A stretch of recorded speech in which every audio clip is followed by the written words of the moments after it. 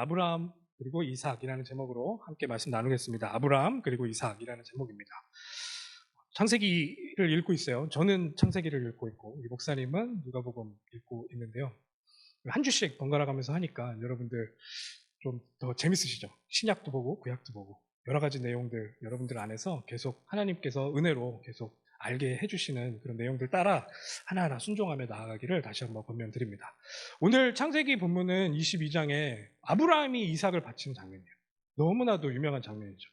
제가 근래에 되게 충격적인 그런 뉴스를 하나 봤었는데, 신라 시대에 성벽을 쌓는데 거기에서 그 유물이 발견됐어요. 그 예전 막 4세기 뭐 이럴 때 하던 그 성벽의 유물이 발견됐는데, 신라 시대에도 사람을 제물로 드리는 그런 인신공양, 어려운 말이죠. 인신공양의 그런 흔적이 발견됐다라고 그래서 좀 깜짝 놀란 적이 있었어요. 성벽이 무너지지 않도록 하려고 사람을 거기다 산채로 묻는 거예요. 그게 이제 발견된 거거든요. 야, 이런 충격적인 일이 있구나. 우리 뭐 많이 알고 있는 심청전 이런 것도 공양미 300석에 심청이를 인당수에 던지잖아요. 이렇게 옛날에 그렇게 사람을 그렇게 보내는 신들에게 이렇게 바치는 그런 경우들이 많이 있었던 것 같아요. 근데 저 개인적으로는 더 충격적인 사건이 있습니다. 제가 중학교 때부터 이제 좀 본격적으로 신앙생활을 하기 시작한 것 같은데, 다름이 아니라 저희 어머님이 굉장히 뜨겁게 신앙생활을 시작하셨어요. 그래서 제가 어머니에게 이끌려서 교회를 다니기 시작했는데 굉장히 뜨겁게 하셨거든요. 그래서 좀 그런 상황에서 뭐 나의 의지보다는 어머님의 의지로 이렇게 다니다 보니까 좀 불편한 감이 없지 않아 있긴 했었는데, 그때 굉장히 충격적인 뉴스가 또 그때 나오게 됩니다. 그 뉴스가 뭐였냐면, 어떤 한 아이의 어머님과 그 아이의 이모가 동시에 같은 꿈을 꾼 거예요. 그래서 네 아들을, 네 조카를 하나님한테 바쳐라, 뭐 이런 꿈을 같이 꿨다는 거예요. 그래서 그 아이를 살해하는 그런 일이 있었어요. 뭐 그 뉴스를 아시는 분들이 있을지 모르겠는데, 너무 무서운 거예요. 너무 겁이 덜컥 나고, 저희 어머님 같은 경우엔 굉장히 뜨겁게 신앙생활을 하고 계셨기 때문에 충분히 우리 어머님도 나한테 그럴 수 있지 않을까. 저희 어머님을 아시는 분들은 좀 이해가 가실 건데 굉장히 뜨거우셨거든요. 그래서 제가 단도직입적으로 물어봤어요. 이런 사건이 있었다. 어머님도 나를 하나님 때문에 이렇게 하나님께 바치겠다고 나의 목숨을 가져갈 그런 용의가 있냐? 어머니 굉장히 당황하시더라고요. 근데 어머님도 그렇고 저도 그렇고 어설피 들은 내용이 있어요. 아, 성경에 그런 내용이 있다더라. 그런 내용을 생각하면서 자, 한번 찾아보자 하고 찾아본 게 오늘 본문이에요. 오늘 본문을 끝까지 읽어보니까 거기 있는 아들은 어떻게 돼요? 이삭은 죽지 않잖아요. 그리고 둘이 가슴을 쓸어내리면서 아, 성경에 그 아들은 죽지 않았구나. 우리 어머님도 안 죽여도 되는구나. 저도 안 죽어도 되는구나. 이러면서 서로 가슴을 쓸어내렸던 그런 기억이 있습니다. 그러니까 이럴 때 좀 본문 내용 자체가 아무리 옛날이라고 하지만, 몇천 년 전이라고 하지만 우리 인간이 생각하기에는 좀 엽기적인 그런 내용이잖아요. 인간을, 특히나 아들을, 그것도 여러분들 이삭 누군지 아시죠? 하나님이 약속을 해서 막 100세가 넘어가고 그 와이프 사라가 경수가 끊어진 기적으로 나타난 그런 하나님이 주신 아들이잖아요. 그런데 그 아들을 뭐라 그래요? 2절에? 다음 슬라이드 한번 보여주세요. 여호와께서 이르시되 내 아들, 내 사랑하는, 뭐 이렇게 콕 찍어서 말씀하시는지 모르겠어요. 내 아들, 내 사랑하는 독자 한 명밖에 없는 이삭을 데리고 모리아 땅으로 가서 네가 내게 일러준 산 거기서 그를 번제로 드리라. 번제로 드리라. 이게 너무 이해가 안 되는 내용이잖아요. 너무 상황이 맞지 않는 내용이잖아요. 저희가 지금 봐도 너무 황당한데, 여러분들이 한번 아브라함이 됐다고 생각해 보세요. 여러분들 앞에 하나님의 음성이 들리는데 하나님께서 하나밖에 없는 네 독자, 그것도 네 아들, 네가 사랑하는 그 이삭을 번제로 드려라. 번제에 대해서 살짝 설명을 드리면, 번제는 완전히 사라질 정도로 태우는 그런 제사를 이야기합니다. 그 번제를 드리기 전에는 각을 떠요. 각을 뜬다는 말은 뭐냐면 가죽을 다 벗겨낸다는 소리예요. 지금 아브라함이 칼 들잖아요. 그 번제를 드리기 전에 해야 되는 각을 뜨는 그 행동이 그렇게 나타나는 거예요. 여러분들 황당하지 않으세요? 이거? 이 본문 내용이 왜 이래? 갑자기. 이런 내용이 왜 갑자기 있는 거야? 그런 질문이 당시의 사람들도 있었던 것 같아요. 이거를 읽고 있는 그 사람들에게도. 그런 유대인들이 이걸 어떻게 해석했는지, 그리고 어떻게 번역했는지, 뭐 이런 것들을 좀 찾아보니까 이거는 하나님이 시켰을 리 없다, 이렇게 생각했던 것 같아요. 그래서 아브라함이 뭐 본인의 의지로 이렇게 하려고 했었다라는 그런 내용을 삽입해가지고 본문의 내용을 좀 약간 다르게 그렇게 번역하고 그렇게 전달하려고 했었던 흔적들이 있었다고 그래요. 그게 뭐냐면 당시의 사람들도 이게 너무 황당한 거예요. 이게 뭐야 갑자기 하나님이. 왜냐하면 또 이게 뒤에 나와지는 다른 모세가 쓴 책들 안에서 인신공양, 그러니까 인간을 신에게 바치는 그 행위를 엄청나게 금지하고 있거든요. 큰일 난다 이렇게 이야기하고 있거든요. 레위기에서 2군데, 신명기에서도 1군데 정말로 하나님께서 싫어하시고 정말로 하면 안 된다라고 하시는 내용이 인신제사예요. 근데 이거를 하나님이 시켰다? 이게 너무 이해가 안 되는 내용이에요. 그 물음에 대해서는 여러분들도 좀 계속 생각을 해보셨으면 좋겠어요. 왜 굳이 하나님이 이런 인신제사를 들어서 이렇게 이야기를 풀어가시는가? 아브라함에게 왜 이런 이야기를 하시는가? 이게 좀 걸림이 되시는 분들은 계속 그거에 대해서 생각을 해보시면 좋을 것 같아요. 그게 이 성경에서 여러분들에게 요구하는 바일 수도 있어요. 걸리면 걸리적하면 이게 너무 바들되면 왜 이러지? 이렇게 계속 생각하라고. 여러분들 계속 생각해 보시면 좋을 것 같아요. 자, 이 아브라함이 당시에 이런 내용을 보면서 이렇게 지금 하나님이 명령을 하신 그 내용을 들으면서 이 아브라함이 어떤 생각을 하고 있었을까? 그리고 이 내용을 통해서 지금 이걸 쓰고 있는 모세는 우리들한테 뭘 전달하고 싶었을까? 그걸 오늘 조금 나눠보면서 이야기를 해보려고 합니다. 첫 번째 이야기는 우선은 이 전체적인 내용 안에서 주제가 굉장히 분명하게 드러나고 있어요. 주제가 뭐냐면 요 이야기 안에서 하나님께서는 우리들한테 전달하고자 하는 내용, 모세가 이 글을 쓰면서 우리들한테 전달하고자 하는 내용은 한 가지입니다. 하나님이 준비하신다라는 내용을 전달하고 싶은 것 같아요. 그게 왜 여러분들 이게 드러나는 주제이냐면 반복해서 이야기하고 있어요. 이 모세가 이 안에서 계속 그것에 대해서 반복해서 이야기하고 있어요. 22장 8절에 보면은 우리가 읽었었죠. 아브라함이 이르시되 내 아들아 번제할 어린 양은 하나님이 자기를 위하여 친히 뭐 한다고요? 준비하시리라. 이삭이 물어보잖아요. 올라가고 있는데 우리 뭐 다 준비했어요 아버지. 근데 왜 우리가 드려야 될 지금 태워야 될 그 양은 어디 갔냐? 그때 아브라함이 이렇게 대답합니다. 하나님이 준비하실 거야. 이렇게 이야기를 합니다. 그리고 13절에 이렇게 이야기합니다. 아브라함이 눈을 들어 살펴본즉 한 순양이 뒤에 있는데 뿔이 수풀에 걸려 있는지라. 아브라함이 가서 그 순양을 가져다가 아들을 대신해서 번제로 드렸더라. 준비되어 있는 순양이 거기서 발견된 거예요. 그것을 보고 그 순양을 데리고 번제를 드리게 되는 내용이 있어요. 그리고 14절에 보면 아브라함이 그 땅 이름을 그때 거기 이름을 짓게 되는데 뭐라고 그래요? 여호와 이레. 여호와 이레. 이레가 무슨 말이냐면 여기 뒤에 설명이 나오죠. 오늘날까지 사람들이 얘기를 여호와의 산에서 준비되리라 하더라. 여호와 이레 이 말은 하나님이 준비하신다 이 뜻이에요. 하나님 준비하신다. 그러니까 이 이야기의 내용은 뭐 다른 주제들 뭐 여러 가지 것들이 여러분들 안에서 생각될 수도 있겠지만 이 사람이 계속 반복해서 우리들한테 전달하고 싶은 건 뭐였냐? 하나님이 뭘 하신다? 준비하신다. 그 하나님을 우리가 믿는다. 그 하나님의 준비가 우리를 구원한다. 이 내용이 이 안에서 계속해서 반복되고 있네요. 무슨 말인지 아시겠죠? 지금 첫 번째 이야기는 이 전체 내용을 통해 하나님이 준비하시는구나. 여기에서 조금 황당하게 이거를 설명하셨던 그런 분들이 있더라고요. 제가 설교를 준비하면 정말 여러 개의 이 본문에 관련된 자료들을 막 찾아서 보거든요. 설교들도 많이 들어봐요. 근데 어떤 설교에서는 이렇게 설명을 하는 거예요. 하나님이 준비하셨다. 이게 주제가 아니고 아브라함이 순종했더니 복받았다. 뭐 내용이 맞긴 맞는 것 같아요. 그 내용이 그게 뭐 안 나오는 건 아니니까. 그런데 아브라함이 그 사람이 주어예요.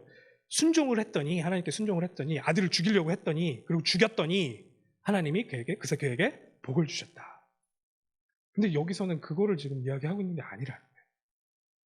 여기서는 아브라함이 내가 어떤 열심을 했다. 그 아브라함의 믿음이 얼마나 대단하다. 이야기를 하고 있는 게 아니고 하나님이 준비하셨다라는 걸 계속해서 이야기하고 있어요. 그 하나님을 신뢰하는 우리들의 믿음을 계속 점검토록 하는 거예요. 지금 여기서도 말하고 있는 내용이. 무슨 말인지 아시겠죠? 당시에도 이 지역에서는 가나안 지역이죠. 실제로 이런 인신공양, 사람을 제물로 드리는 그런 풍습이 만연했었다고 해요. 그 당시에는 이런 내용이 우리들보다는 그래도 조금 가까워요. 왜냐하면 주변에서 그런 일들을 하고 있으니까. 근데 하나님은 그거를 들어서 그거를 그렇게 하고 있는 그런 사람들의 생각들, 그게 뭐 그렇게 어렵지 않고 내가 뭐 열심을 드린다면 받아들일 수 있겠지라고 하는 그 사람들에게 반전의 내용을 심어서 이 내용이 얼마나 잘못된 것인지, 그리고 그런 신이 얼마나 틀린 신인지에 대해서 지금 우리들에게 또 설명하고 있는 거죠. 사람을 제물로 바치도록 하는 여느 신들의 모습과는 확연하게 차이를 나타내고 있는 게 지금 이 본문이라는 거예요.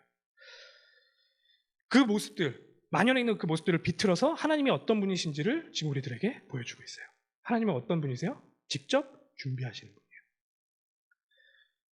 그 당시 그 사람들이 그렇게 할 수 있었던 것들은 종교적 열심이 극에 달한 모습으로 그렇게 나타나는 거예요.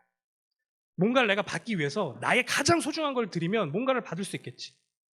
그리고 자기가 믿는 그 신이 노하지 않도록 나의 가장 중요한 거를 드리면 뭔가 그 신이 나의 그런 노력과 치성에 의해서 움직이겠지. 그런 사상들이 있다 보니까 뭐 가감없이 그냥 자기 자녀들까지도, 어린 아이까지도 바치는 그런 내용들이 있었다는 거예요. 하지만 창조주 하나님은 그 사람들의 그런 노력과 종교적 열심이 필요가 없는 분이에요. 이분은 직접 그분이 모든 것을 뭐예요? 준비하시는 분이에요. 직접 준비하시는 분이에요. 여러분들이 그거를 믿냐 안 믿냐, 이제 그게 우리들한테는 중요한 거라는 거예요. 이게 첫 번째 이야기예요. 이 내용 가운데 주제적인 거. 뭐라고요? 하나님이 준비하신다. 두 번째 내용을 한번 생각해 봅시다. 이 아브라함이 그 하나님이 준비하시는 분이구나라는 것을 인생을 통틀어서 하나님이 계속 눈을 뜨게 해주셨어요. 아브라함의 눈을 하나님이 직접 인도하시면서 뜨게 하셨어요. 하나님이 직접 이 아브라함을 이런저런 사건들을 통해서 우리 하나님은 직접 준비하시는 분이구나 라는 것을 깨닫도록 계속 인도하셨어요. 결국에는 이 상황에 와서도, 이런 정말로 극한에 달하는 그런 상황에 와서도 자기가 그렇게 하나님에 의해서 눈이 떠졌던 그 내용을 그대로 고수할 수 있는 지경까지 왔어요. 그 하나님을 그렇게 믿는 사람으로 하나님이 만드셨어요. 그리고 그 상황 안에서도 결론은 또 하나님이 준비하세요. 이거는 어떻게 좀 설명해 볼 수 있냐면, 그 전에는 나의 능력 아니면 내 것, 거기에만 집중할 수밖에 없는 상태였다는 거예요. 내가 뭔가를 해내야 되는 거예요. 중요한 사건 두 가지 있잖아요. 자기 아내를 뭐라고 속이고, 누이라고 속이고, 내가 뭔가 거기에서 아이디어를 짜내서 뭔가를 해내야 되는, 그 뭔가를 상황을 모면해야 되는 그런 일들을 계속 경험을 한단 말이에요. 그럴 때마다 하나님이 보여주세요. 그렇게 할 필요가 없고, 내가 모든 걸 준비한다. 내가 창조주 하나님이야 라는 걸 계속 메시지를 주고 있단 말이죠. 그래서 나에서 누구로 바뀌어요? 하나님으로 눈이 뜨이기 시작하는 거예요. 내가 아니고 하나님으로 눈이 뜨여져 가는 그 아브라함의 모습의 클라이맥스가 오늘 이 본문이래요. 이건 누가 하셨어요? 하나님이 하셨다. 그 아브라함을 이름을 바꿔가며 이 사람의 눈을 누가 뜨게 해요? 하나님께서 하셨다. 시작은 되게 호기로웠잖아요. 본토 지척 아비의 집을 떠나라. 이게 지금 어떻게 보면 지금 그 내용이랑 비슷해요. 내 아들, 내 사랑하는 독자 이삭, 본토 지척 아비 집을 떠나. 이게 좀 약간 반복되는 그런 내용처럼 보이는데, 처음에는 그래서 아멘 하고선 떠나갔는데 만나는 모든 사건들, 내 앞에 있는 그 모든 문제들이 너무너무 가깝게 보이는, 이게 나한테 너무나도 큰 문제인 거예요. 근데 점점 이 사람이 바뀌어가기 시작해요. 이 모든 것들을 창조하신, 우리 창세기 1장을 보고 있잖아요. 같이 보고 있잖아요. 우리 지지난주에도 그랬고, 그 창세기 1장에서 설명하고 있는 전 우주를 창조하신 그 하나님이 모든 걸 준비하신다 있구나라는 게 인생을 통해서 계속해서 체험되는 거예요. 이 아브라함은 그 창조주와 관계하는 그런 사람으로 변모되기 시작하는 거예요.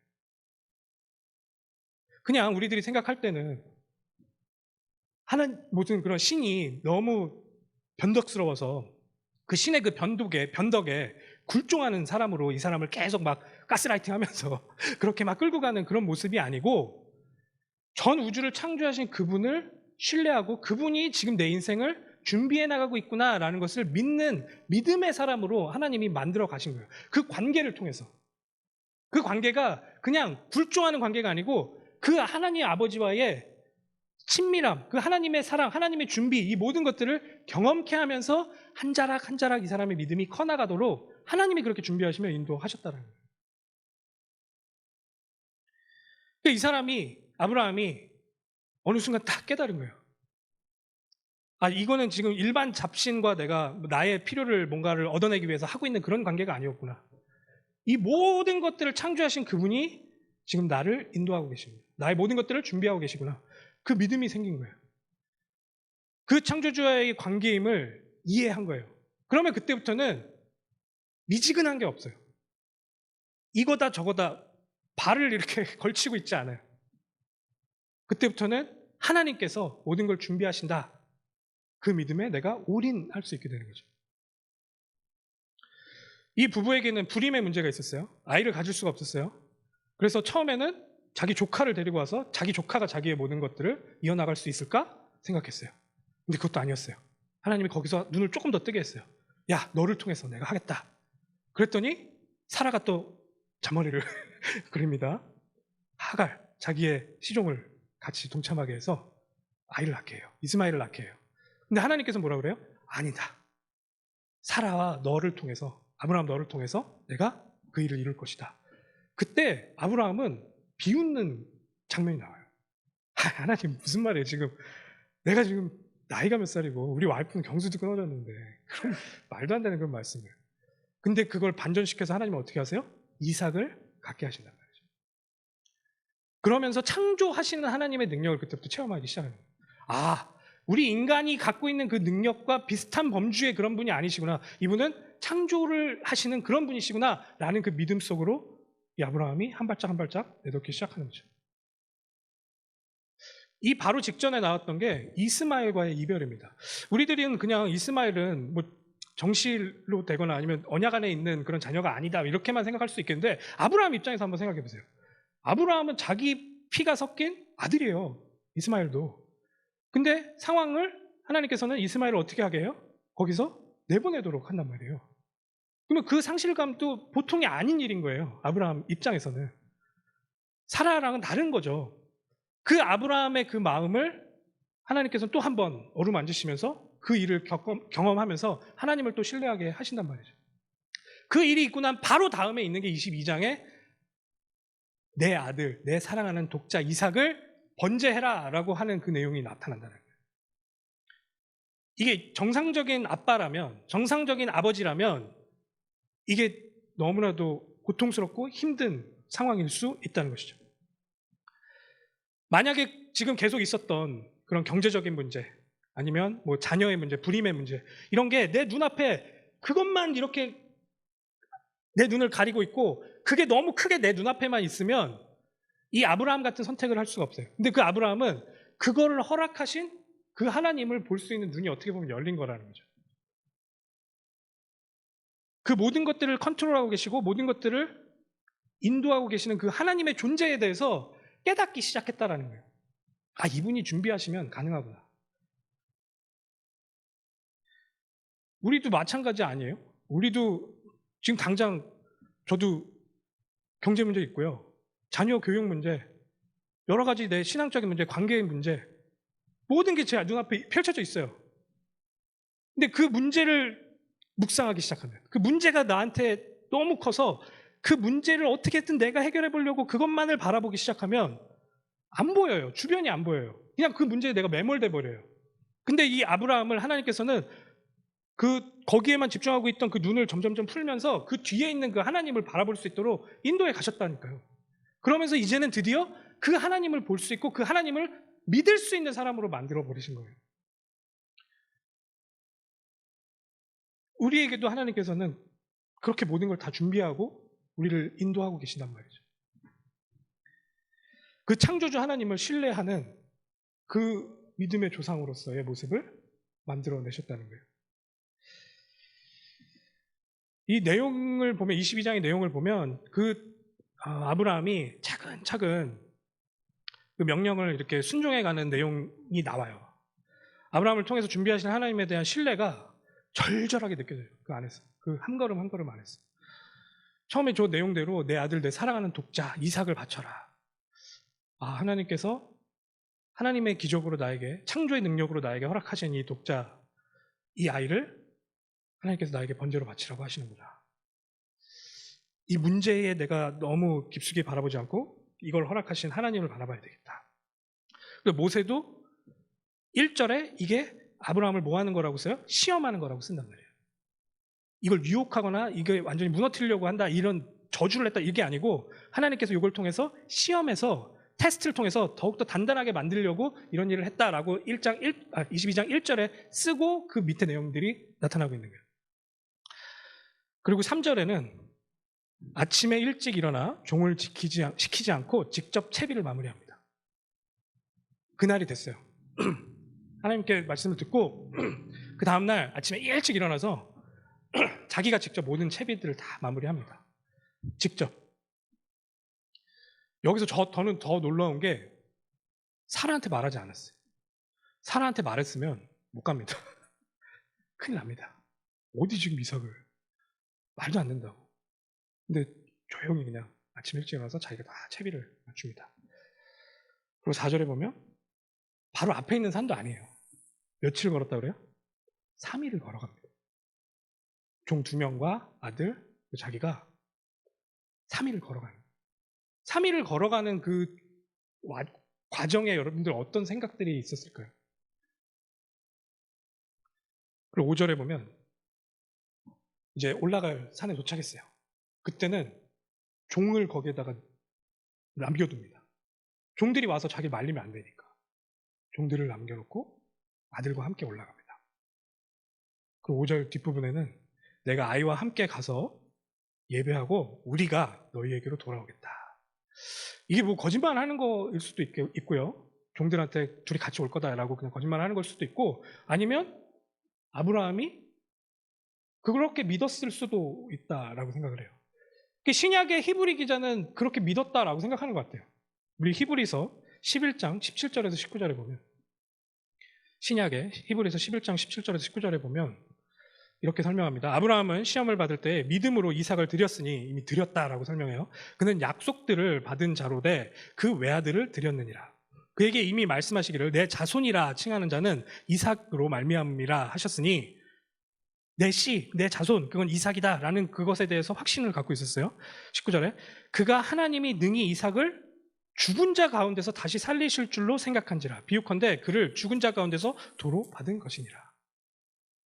하나님이 창조의 하나님이시라면 그런 기적도 일으킬 수 있다라고 믿었다고 히브리 기자는 이야기하는 것 같아요. 하나님을 얼만큼 신뢰하세요, 여러분들? 우리가 믿는다라는 것은 그 대상에 대해서 정확하게 알고 그 대상을 신뢰하는 것을 이야기해요. 하나님을 어떤 분으로 인식하고 계세요? 그냥 능력 없는 분? 그냥 일반 잡신 중에 하나? 내가 원하는 거 그냥 대충 이뤄주는 그런 분? 그런 믿음이 아닌 거예요. 창조주 하나님이시라는 거예요. 그게 부활의 믿음까지도 연결된다는 거죠. 8절에도 이렇게 설명합니다. 우리 22장 8절에 내 아들아 번제할 어린 양은 하나님이 자기를 위하여 친히 준비하시리라. 아들이 이렇게 물어봤을 때 아들에게 대답한 내용이죠. 하나님께서 이 아브라함을 그 하나님에 대해서 정확하게 알고 그분을 신뢰할 수 있는 그런 믿음으로 계속해서 준비해 나가시며 오늘 씬까지 오게 하셨다라는 것을 두 번째로 우리가 좀 나눠봤습니다. 세 번째입니다. 여기에 나오는 이삭이 당시에 몇 살이었을까요? 여러분들 어떠세요? 10대이실 것 같아요? 또 다른 분들, 우리 어렸을 때 이거 그림으로 많이 보잖아요. 그러면은 되게 어린 나이로 많이 그려지죠. 근데 제가 그것 때문에 이거를 자료를 많이 찾아봤는데 우선은 이 본문에서는 몇 살인지 나오진 않아요. 근데 우리 10대 정도로 생각하는 근거는 있어요. 하나님이 아브라함아 아브라함아 하면서 그 아이를 건드리지 마라 이렇게 아이라는 그 단어를 쓰는데 그래서 그 아이라는 거를 원어적으로 제가 막 다 찾아보고 이제 그거에 대해서 이제 설명한 그런 아티클들을 좀 보는데 그게 이제 뽀이가 될 수도 있어요. 근데 10대 뭐 이런 정도 될 수 있는데 좀 젊은 청년들까지도 그 단어로 지칭할 수 있는 거긴 하더라고요. 근데 이 내용 중에서 조금 힌트가 하나 또 나오는데 그 중에 하나가 이 이삭이 뭐를 짊어지고 가요? 번제 나무를 짊어지고 올라가요. 번제 나무를 이삭한테 준단 말이에요. 그러면 너무 어리면 안 돼요.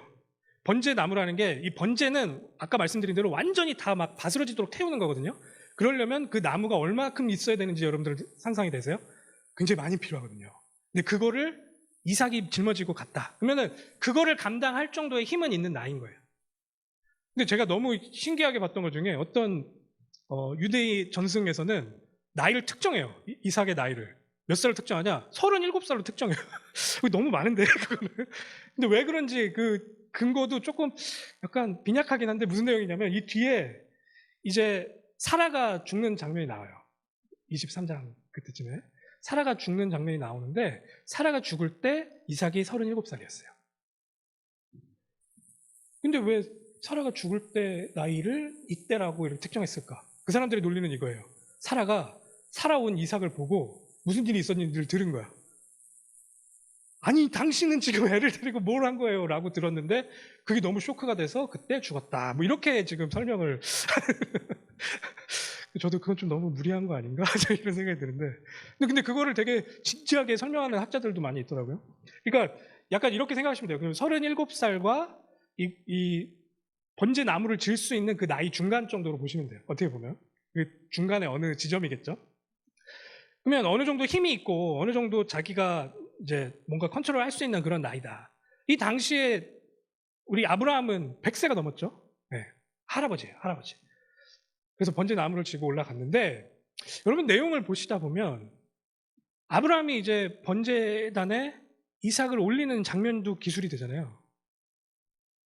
100세 아버지가 그 번제 나무를 짊어지고 올 수 있는 그런 힘이 등등한 그 아들을 묶어가지고 그 위에 올렸다. 이렇게 설명하고 있어요. 여러분들 이삭이 됐다고 생각을 해보시고 그러면 그 이삭은 그 당시에 어떤 생각을 하고 있었을까? 뭐 이것도 한번 생각해 볼 수 있을 내용이겠죠? 이삭은 충분히 아버지를 완력으로 밀치고 도망갈 수 있어요. 아, 이거 일이 이상하게 흘러간다 생각을 하고 아, 이건 아니다. 아버지가 드디어 노망이 나셨구나. 이러면서 도망갈 수 있어요. 근데 그렇게 하지 않은 거예요. 이삭은. 그 힘이 있음에도 불구하고 이삭은 아버지가 하는 그 내용을 그대로 따라갑니다. 자기 손을 묶고요. 자기 발을 묶고요. 그 번제단 위로 올라갑니다. 그리고 아버지가 자기를 칼로 찌르려고 하는 그 순간까지도 이삭은 순종하고 가만히 있습니다. 저는 좀 이게 뭘까 이런 생각을 많이 했었어요. 이 내용을 보면서. 저는 조금 그 내용을 보면서 어떻게 보면 이 이삭이 아브라함의 그 인생을 통해서 역사하시는 그 하나님을 이 이삭도 받고 그 아브라함의 믿음이 이삭에게도 전달이 됐나? 그걸 순종할 수 있을 만한 그런 상태가 이때도 되어져 있었던 것인가? 충분히 그럴 수 있다라고 생각이 듭니다. 이 신앙이 전달되는 거는 주일학교에서 좋은 선생님을 만난다고 전달되는 게 아니에요. 부모님의 평소가 그 아이에게 신앙이 전달되는 거죠. 이삭은 그걸 본 것 같아요. 이 아버지가 신뢰하고 있는 그 하나님이 지금 이 상황에서도 준비하실 것이다. 거기에 본인을 내어드린 건 아닐까? 그게 전달된 건 아닐까? 이런 생각을 해봅니다. 그게 세 번째로 제가 좀 이야기해보고 싶었던 내용이었어요. 결론입니다. 결론이 제일 중요해요.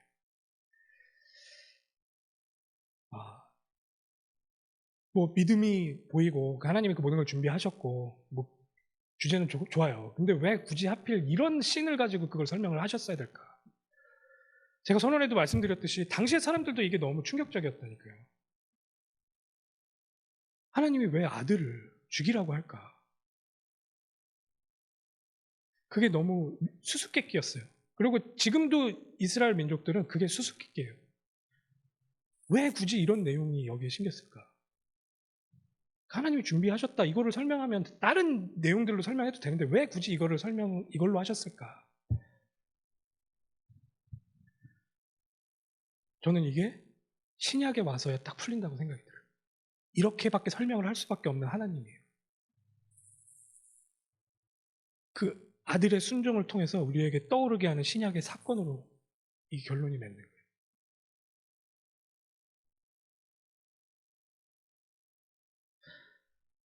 우리 하나님은 거기에서 순양을 준비하셔서 그 이삭을 건져내세요. 당시 이스라엘 사람들은 자기네들이 이삭이라고 생각했을 거예요. 양의 피를 바르고 문설주 양의 피 바르고 애굽에서 빠져나왔잖아요. 거기서 구원받았거든요. 아, 우리가 이삭이구나. 그 피구나. 그 씨구나, 우리가. 근데 하나님은 우리 예수 그리스도를 통해서 그 하나님은 아브라함의 아들 이삭은 살렸지만 자기 아들을 십자가에서 죽이는 사건을 벌이십니다. 못 놈이 이런 신이 있어요. 인간한테 자녀를 받아도 시원찮을 신인데 이분은 자기의 독생자를 이 인간을 위해서 죽이는 그런 신이라는. 예수 그리스도, 독생자 예수 그리스도를 세상을 너무 사랑해서 거기서 딴 걸 준비한 게 아니고 그 준비된 양이 예수 그리스도신 거예요.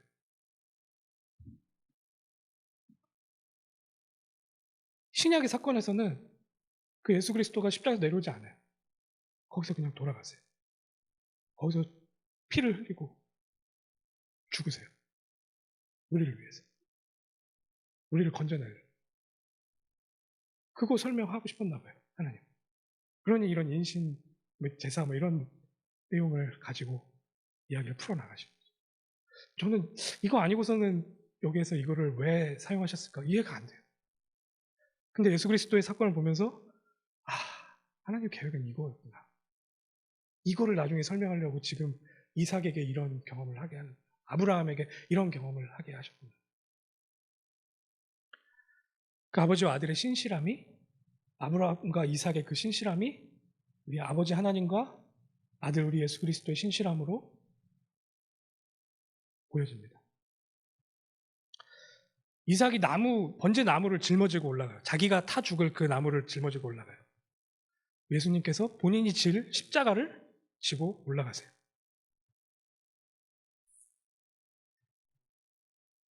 아브라함아 했을 때 하나님이 준비한다라고 했을 때 눈을 돌려서 봤을 때 나왔던 그 순양이 구약 전체를 통해서 희생 제사가 되고 구약 전체를 통해서 그것을 통해 우리의 죄가 사해지는 대속죄의 모습으로 유월절의 모습으로 점점점 구체화되다가 결국에는 우리의 어린 양 대신 예수 그리스도로 클라이맥스를 설명한단 말이에요.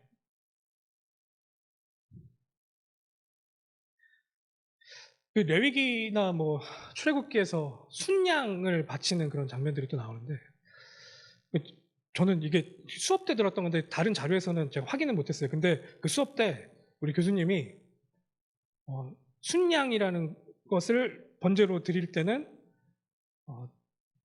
그 대제사장이 위임받을 때 그때 순양을 쓰고 딴 때도 순양을 쓰는 것 같긴 한데 좀 대표적으로 그리고 대속죄일 때 순양을 사용한다 이렇게 설명을 하시면서 그것도 다 예수 그리스도에 대한 이야기가 아니냐 이렇게 설명을 하셨던 기억이 있는데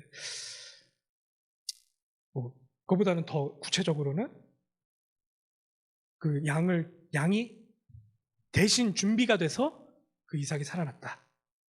예수 그리스도가 대신 준비가 돼서 우리가 살아났다. 그 준비하신 하나님이 성실하게 준비하셔서 독생자를 우리에게 보내셨다. 저는 이 내용이 결론이 아닐까 이렇게 생각을 해봅니다. 하나님의 준비는 독생자를 죽이며 우리를 살리는 것이었습니다. 그 하나님의 우리를 살리기 위한 그 부단한 성실하심이 우리들 안에서 계속 이해되기를 다시 한번 기도합니다. 저는 이 성경 내용을 통해서 계속 하나님을 알아가는 것 같아요. 하나님 이런 분이시구나. 어떻게 보면 좀 우리 삶 가운데는 되게 구체적이지 않을 수 있어요. 하나님이 이런 분이신 거지. 근데 이 하나님을 알고 그분을 신뢰했을 때 내 구체적인 모든 문제의 답이 나오더라고요. 그 하나님이 나와 함께 하시는구나 라고 생각했을 때 그제서야 내 앞에 있던 문제들에 대한 실마리가 보이기 시작하는 것 같아요. 우리 그리스도를 의지하며 그 독생자를 보내신 그 하나님의 성실하심을 의지하며 오늘 또 한 주간 승리하시기를 다시 한번 기도합니다. 기도하겠습니다.